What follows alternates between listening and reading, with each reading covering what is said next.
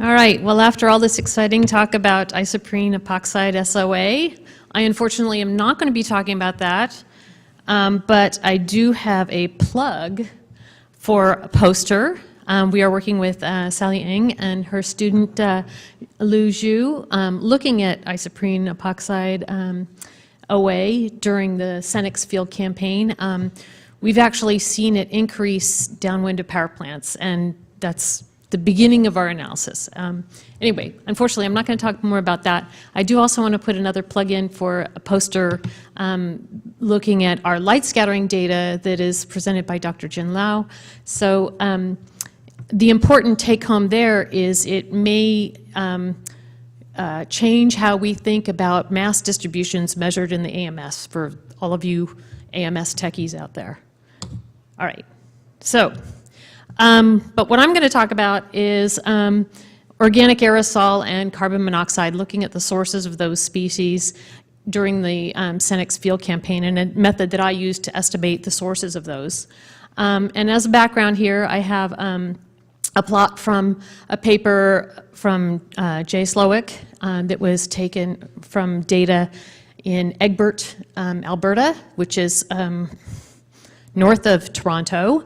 And I like this particular plot because not only does it show that the organic aerosol is correlated with carbon monoxide in a lot of situations, but it also has some sort of reference values. The green points are for when it was biogenically influenced. The red points are for when it was anthropogenically influenced, and the blue in between is from when there was a biomass burning event. And so this gives us some sort of references to what we can expect in terms of the slopes of these correlations, where for the biogenically influenced period, we have the highest slope of about 230 micrograms per meter cubed per ppmv, and then slower or lower slopes for the biomass burning 110, and then 70 for the anthropogenically influenced. So, but Joost and Jose had put together this plot for their review paper that summarizes what it looks like for urban areas, separating it out for primary organic aerosol and also primary plus secondary organic aerosol in several different locations around boy, this is awkward, not being able to see my own view graph without looking over there. But yeah. Because I can't read it. Okay.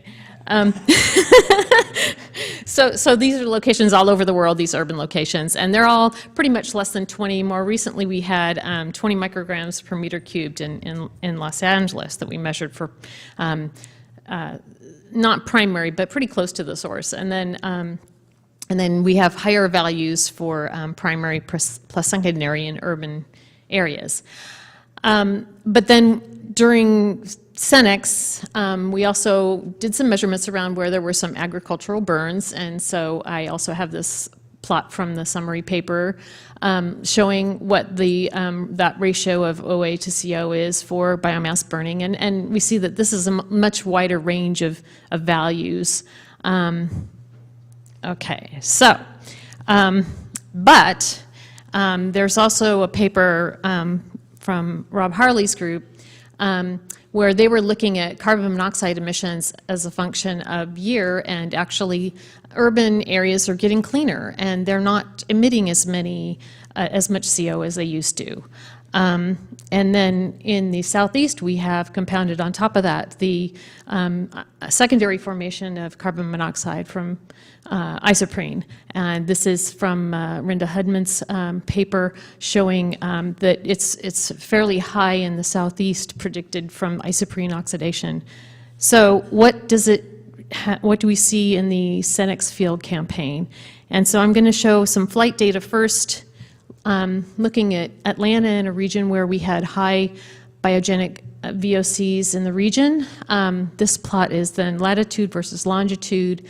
The flight track is the sort of orangey red colors, and that's color-coded by the AMS organic mass concentration where yellow is high. And then the wind barbs are also shown on here, indicating that the winds are from the east. It's kind of hard to see on this plot, but the urban area is right in there. And so we had relatively light winds coming from the east. And the thing I want to point out is upwind of the city, we actually had about 8 to 13 micrograms per meter cubed of OA. And the downwind increase is not very high above that. And this is what it looks like in that OA versus CO plot, where it's sort of clustered, but it's still linear correlation.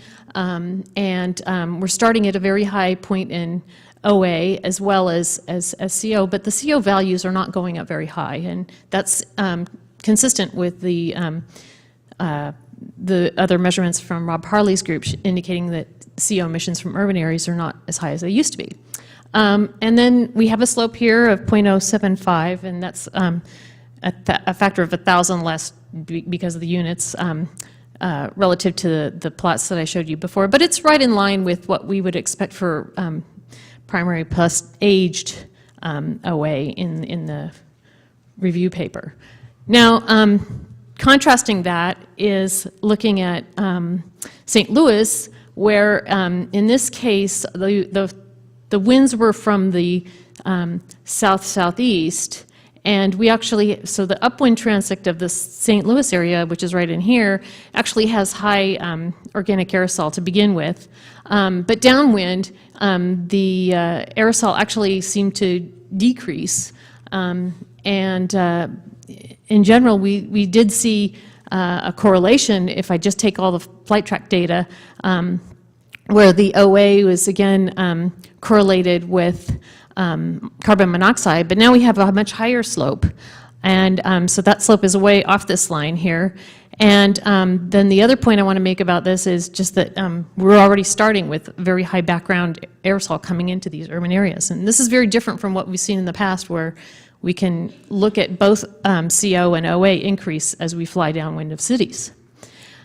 So here's just a sample of what the upwind transects look like for all the cities, all the urban flights. And it's very surprising that we are getting a tight correlation that is got a slope of 0.2 in the micrograms per meter cube per, now I can't remember if it's ppb, it must be ppbv units of carbon monoxide. And it's relatively independent of where we were flying. I mean, we actually did some flights around Indianapolis where there's very low biogenic VOCs.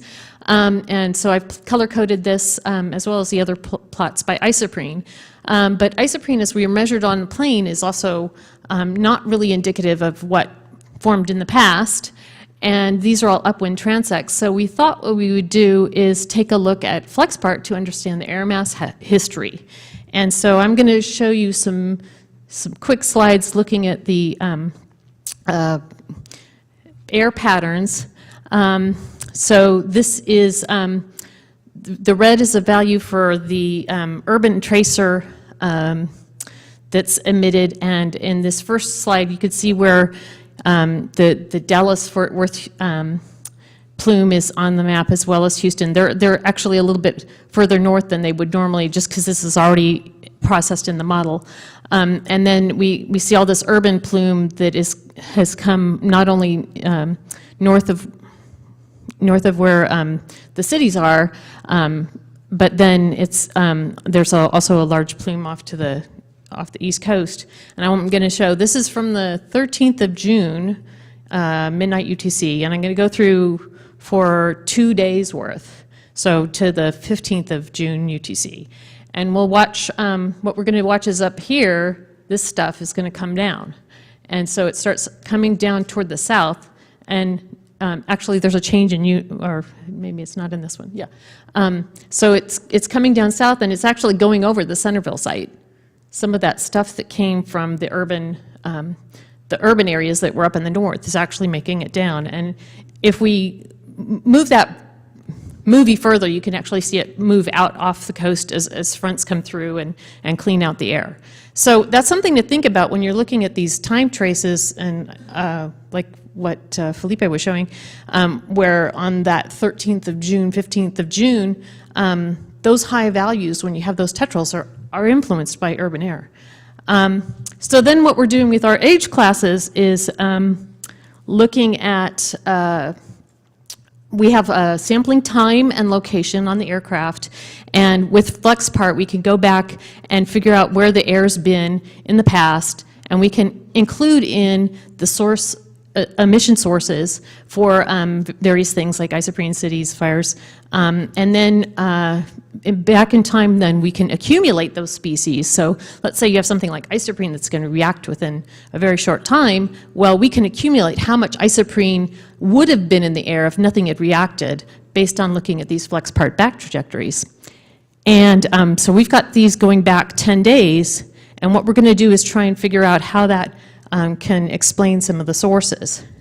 So there's products that come out of the FLEXPART then that are these age classes, and so we have CO from urban areas, so that's the combination of the urban emissions into those FLEXPART back trajectories.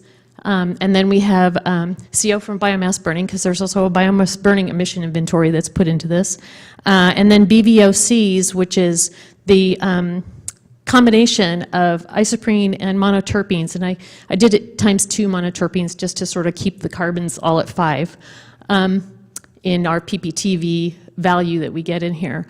And then what I'm going to do is I'm going to try and fit these source terms, and including a background term, D, to the measured CO.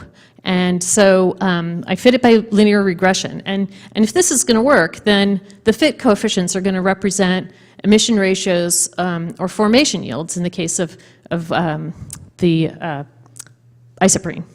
So here's what it looks like for CO.